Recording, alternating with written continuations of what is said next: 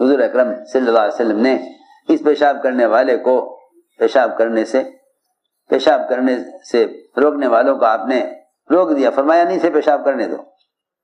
ظاہر بات ہے تھوڑا سا پیشاب کرتا تو مسجد تھوڑی ناپاک ہوتی، اور زیادہ پیشاب کرے گا تو زیادہ ناپاک ہوگی۔ آپ نے اس کو پیشاب پورا کرنے دیا۔ یہ عمل بتلا رہا ہے کہ حضور اکرم صلی اللہ علیہ وسلم نے اپنے صحابہ کو کسی کو منکر سے روکنے کا طریقہ سکھلایا اور تعلیم دینے کا اسلوب بتلایا کہ آپ غلطی کرنے والے کو تعلیم کیسے دیں۔ دیکھو نا، ایک ہے غلطی کرنے والے کو الزام دینا۔ آپ دیکھیں گے کہیں بھی کسی روایت میں نہیں ملے گا کہ آپ نے غلط کرنے والے کو الزام دیا ہو۔ غلط کرنے والے کو الزام نہیں، الزام دینا مجرم بنانا ہے اور تعلیم دینا تربیت کرنا ہے۔ الزام دینا، جی ہاں بالکل، میں آپ سچی بات بتاتا ہوں، امت کو اس کے گناہوں پر الزام دینا امت کو تربیت سے مایوس کر دینا ہے۔ نبی کی تعلیم امت کو الزام دینا اور مجرم بنانا نہیں ہے۔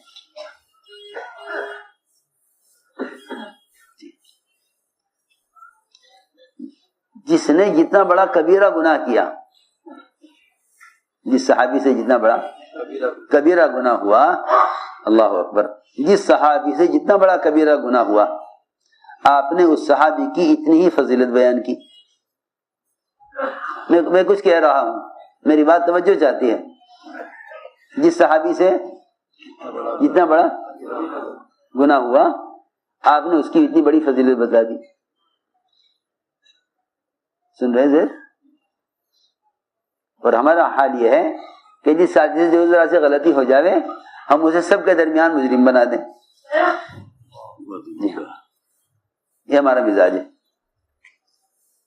وہاں کبائر پر بھی آپ نے کبائر کرنے والوں کے بھی فضائل بتلائے۔ سوچو تو میں کیا کہہ رہا، ہمارے منکر سے روکنے اور محمد صلی اللہ علیہ وسلم کے منکر کرنے والوں کے ساتھ کیا معاملہ تھا اور ہمارا منکر کرنے والوں کے ساتھ کیا معاملہ ہے، ذرا اس کا فرق غور کرو، ذرا اس کا فرق غور کرو۔ میں کچھ کہہ رہا ہوں،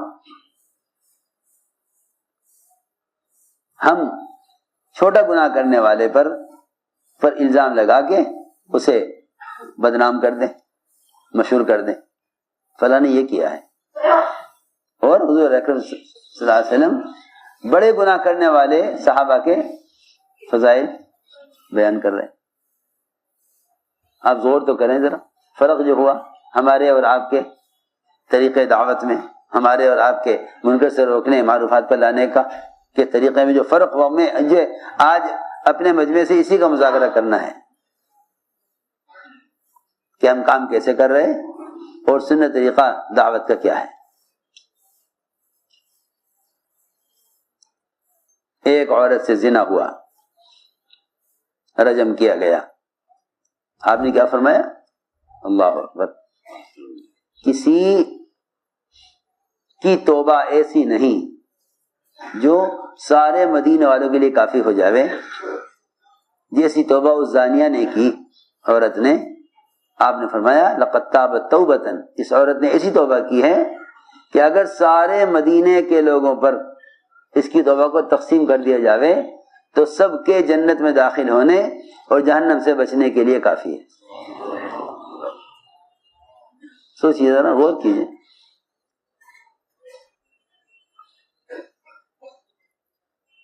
آدمی نے گناہ کیا، چلو اس کی توبہ اس کے لیے کافی ہو جائے، اس کی توبہ اس کی نجات کے لیے کافی ہو جائے۔ ہم تو اسی کو کافی سمجھتے ہیں نا کہ بھئی ایسی توبہ کرو کہ اللہ تمہیں معاف کر دے، ایسی توبہ کرو اللہ تمہیں معاف کر دے۔ اور آپ زنا کرنے والی عورت کی توبہ کو کیا فرما رہے؟ پورے مدینے والوں کے لیے اس ایک عورت کی توبہ کو اگر تقسیم کر دیا جاوے تو سب کے لیے کافی ہے۔ تذکر روایہ، سوچو، ہم تو ایک غلطی کرنے والے کے بارے میں سوچیں کہ اسے تو اللہ معاف کریں گے نہیں،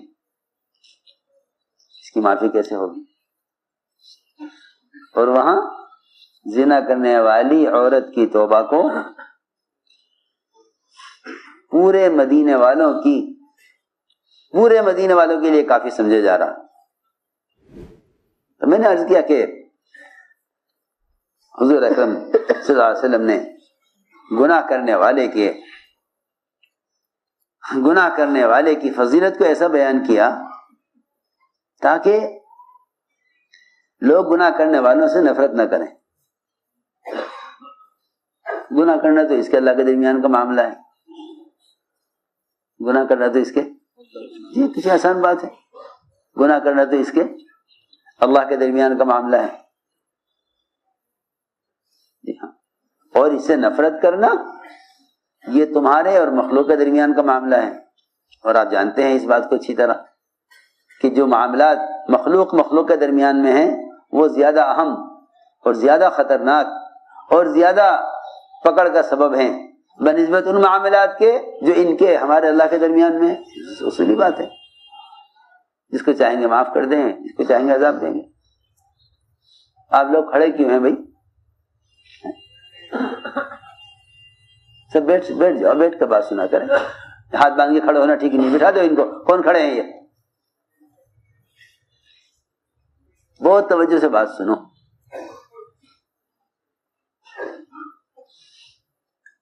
نہیں، یہ طریقہ منکر سے روکنے کا نہیں ہے کہ منکر کرنے والے کے منکر کسی کو خبر کی جائے۔ جو خبر کرنے والا ہے وہ مفسد ہے۔ اس لیے ابوبکر رضی اللہ تعالیٰ عنہ کے پہلے خطبے کا ٹکڑا یہ ہے، پہلے خطبہ اسلام میں یعنی پہلا خطبہ جو ابوبکر رضی اللہ عنہ نے خلیفہ بن کر دیا، خلافت کا پہلا خطبہ، اس میں ہے یہ کہ اگر فرمایا خطبے میں کہ 1 روپیہ سود کا 36 مرتبہ زنا کرنے سے زیادہ گندہ ہے، اور ایک مسلمان کو رسوا کرنا 36 مرتبہ زنا کرنے سے زیادہ برا ہے۔ ایک مسلمان کو رسوا کرنا 36 مرتبہ زنا کرنے سے زیادہ برا ہے۔ حضور اکرم صلی اللہ علیہ وسلم کا جو تعلیم کا اسلوب ہے، ایک صاحب نے آ کر کہا کہ مجھے زنا کرنے کی اجازت دے دیجیے۔ فرمایا یہ نہیں کہ آپ ڈانٹ کر نکال دیتے یا ملامت کرتے ان کو۔ میں نے جیسا عرض کیا کہ الزام دینا، ملامت کرنا یہ کوئی طریقہ نہیں ہے۔ ہاں، ایک آدمی گناہ کا ارادہ کر رہا ہے یا گناہ کر رہا ہے، اس نے گناہ کا ارادہ کیا زنا کرنے کا، آپ سے آ کر عرض کیا کہ میں زنا کرنا چاہتا ہوں، مجھے اجازت دے دیجیے زنا کرنے کی۔ آپ نے بٹھا کر یوں سمجھایا کہ دیکھو تم زنا کرو گے کسی کے ساتھ تو وہ عورت کسی کی خالہ، کسی کی بہن، کسی کی بیٹی، کسی کی بیوی ہوگی نا؟ ایسے تو ہے نہیں، کیونکہ وہ ایسی عورت ہوگی جو کسی سے متعلق نہ ہو۔ تو اگر کوئی تمہاری عورت کے ساتھ، تمہاری بہن کے ساتھ، تمہاری بیٹی کے ساتھ زنا کرے، تم برداشت کرو گے؟ عرض کیا کہ رسول اللہ میں ہرگز برداشت نہیں کروں گا۔ فرمایا بس جیسے تم برداشت نہیں کرو گے ایسے لوگ بھی برداشت نہیں کریں گے۔ اور فرماتے ہیں کہ آپ نے مجھے اس طرح سمجھایا کہ میرے دل سے زنا کا ارادہ ختم ہو گیا۔ ہم نے عرض کیا کہ منکر سے روکنے کا طریقہ یہ ہے کہ منکر کرنے والے کو الزام نہ دیا جائے، بلکہ منکر کرنے والے کو منکر کے ماحول سے نکالا جائے۔ کیونکہ اگر لوگوں کی اصلاح کے ارادے سے بھی ان کے منکرات کو تلاش کیا جائے تو یہ فساد کا سبب ہے، اصلاح کا سبب نہیں ہے۔ ہاں، جو منکر کو دیکھ کر چھپا لیں اور معقول تدبیر اختیار کریں منکر کرنے والے کی اصلاح کے لیے، اللہ تعالیٰ ایسے لوگوں سے اصلاح کا کام لے لیتے ہیں۔ عمر رضی اللہ تعالیٰ عنہ رات کو گشت کر رہے تھے مدینے کا. دیکھیں کیا ہو رہا ہے. دیکھیں